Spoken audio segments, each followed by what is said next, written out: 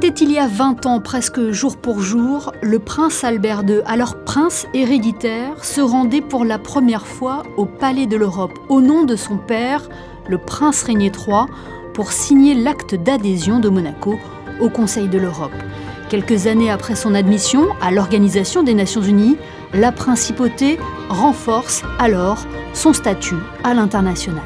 Après, vous l'avez dit, l'admission de Monaco à l'ONU en 1993, qui nous a permis vraiment de rentrer dans le concert des nations. Cette admission ici au sein du Conseil de l'Europe nous a permis, comme l'a dit le prince Régnier III, de rentrer dans notre famille naturelle, celle du Conseil de l'Europe, du respect de la démocratie, de l'état de droit et des libertés fondamentales. Donc Monaco a pris toute sa place depuis ces 20 ans ici dans cette organisation très importante, puisque c'est véritablement un forum de dialogue qui permet de faire avancer nos démocraties. Pour Monaco, ça a été une étape, je pense, fondamentale dans sa souveraineté, dans l'affirmation de sa souveraineté, et également pour, en complément de son adhésion en 1993 à l'ONU, d'affirmer sa place sur la scène internationale. Et ça va être marqué d'autant plus qu'en 2026, nous allons assumer la présidence du comité des ministres du Conseil de l'Europe, qui est l'organe exécutif de l'organisation, et pendant lequel de nombreuses manifestations vont être organisées. Il faut savoir que le premier ministre d'État du prince Régnier III, Jacques Rueff, n'avait pas ménagé ses efforts pour que Monaco intègre le Conseil de l'Europe dès sa création en 1949.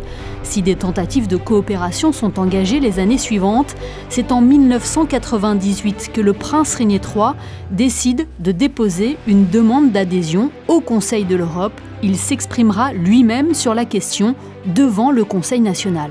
C'était effectivement un moment important dans l'histoire du Conseil national, puisque nos prédécesseurs, les élus de l'époque, avaient tout leur rôle à jouer, puisque cette demande d'adhésion a entraîné ensuite pour le déroulé du processus de l'adhésion au Conseil de l'Europe, la modification de la Constitution qui a eu lieu et qui est intervenue en 2002 et qui est la Constitution que nous connaissons aujourd'hui, puisque différentes mesures ont dû être adoptées pour pouvoir permettre cette adhésion au Conseil de l'Europe. C'était là donc le rôle des élus et de nos prédécesseurs pour pouvoir permettre l'adhésion au sein de cette institution que nous célébrons dès demain pour les 20 ans de ce moment important dans l'histoire de la principauté. Oui. 20 ans plus tard, le prince souverain était de retour pour célébrer cet anniversaire à Strasbourg et réaffirmer l'attachement de la principauté aux 3 piliers de cette institution, les droits de l'homme, la démocratie et l'état de droit. L'importance pour Monaco de cette adhésion est évidente. L'engagement de Monaco au service de ses valeurs est entier. Elle est illustrée tout d'abord par la révision de sa constitution en 2002, par le renforcement de sa souveraineté, puis la ratification de nouvelles conventions. De nombreuses réformes législatives et réglementaires ont eu lieu depuis lors et sont encore menées. Elles sont fondamentales pour mon pays et nous sommes fiers de participer à cette grande famille des droits de l'homme. C'est un très bel événement. D'abord, très heureux évidemment que Monaco soit depuis 20 ans un membre très engagé au Conseil de l'Europe.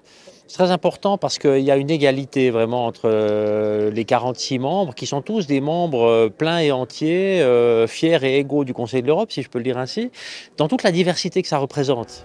Épreuve de cet engagement, Monaco a ratifié dernièrement le protocole numéro 16 de la Convention européenne des droits et des libertés fondamentales.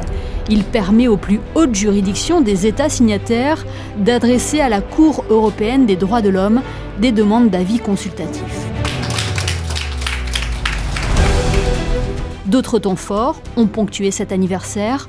En premier lieu, l'exposition proposée par le Conseil national rassemblant des œuvres de Jean-Michel Folon et qui s'intègre dans l'allée des pensées présentées au Conseil de l'Europe.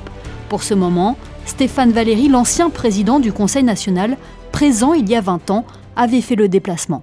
Le Conseil national que je présidais à l'époque avait soutenu le prince Régnier III dans cette volonté d'adhésion, notamment par un courrier qui avait été un élément important, qui avait affirmé à la demande du Conseil de l'Europe que le Conseil national et les Monégasques étaient pleinement satisfaits de nos institutions, qu'elles répondaient parfaitement aux besoins et à la volonté des Monégasques et de leurs élus. Et ça avait permis effectivement notamment de contribuer à débloquer cette adhésion. Donc c'est avec beaucoup d'émotion que je revis ces moments aujourd'hui et c'est une très belle journée de nouveau pour la principauté. À l'étage, Une autre exposition organisée par le département des Relations extérieures et de la coopération, le Conseil national, en collaboration avec les archives du Palais Princier et l'Institut audiovisuel de Monaco. Elle retrace l'histoire de cette adhésion au Conseil de l'Europe, une famille naturelle pour la principauté. De nombreuses personnalités ont assisté à ce moment, aussi bien du Conseil de l'Europe que de la principauté, comme la mairie de Monaco qui porte également sa voix au Palais de l'Europe. Nous, en tant qu'élus communaux, nous faisons partie du Congrès des pouvoirs locaux et régionaux. Donc c'était important d'être là, aux côtés vraiment du gouvernement, du Conseil national, également des représentants du Conseil de l'Europe qu'on n'a pas toujours l'habitude de voir au quotidien.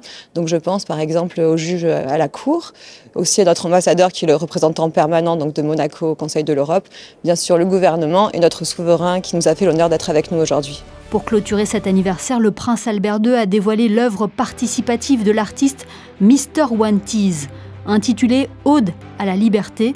Cette œuvre représente une fenêtre ouverte sur les droits de l'homme et sera désormais exposée au Conseil de l'Europe.